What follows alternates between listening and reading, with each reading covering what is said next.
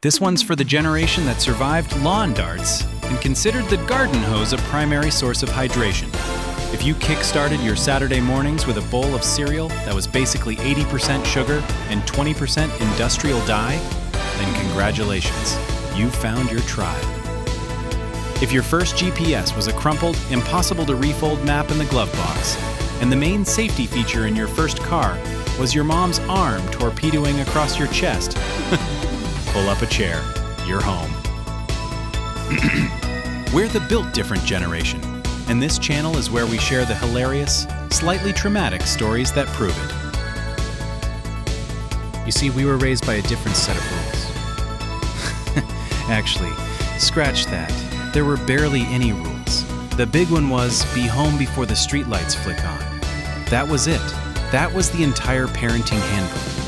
We weren't just kids, we were the beta testers for the free-range childhood. We didn't have playdates scheduled by a personal assistant, we just appeared on each other's doorsteps. A roaming gang of kids on bikes with banana seats and glorious handlebar streamers. Our playgrounds were glorious, OSHA-defying death traps, towering metal slides that could deliver a second-degree burn in direct sunlight, merry-go-rounds that hit speeds now reserved for astronaut training, and seesaws that were essentially medieval catapults.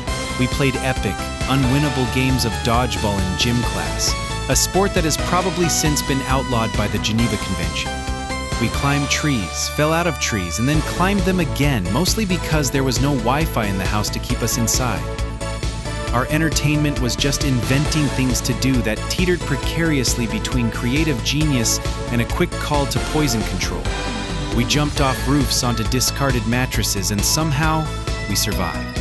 We were resourceful, we were resilient, we were, for the most part, completely ignored. And it was magnificent. And let's talk about our cutting-edge technology.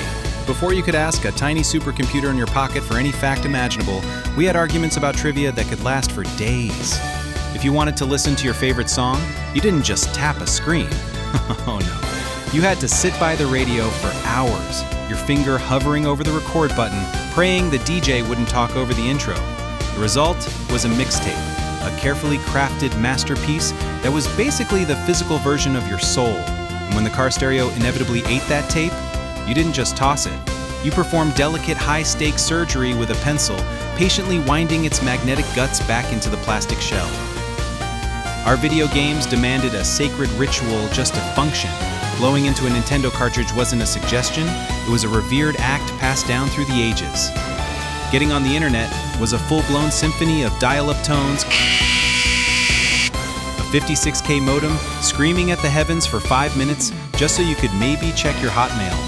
And heaven forbid someone picked up the phone. The pure, unfiltered rage of being disconnected from an AOL chat is an emotion today's youth will just never understand.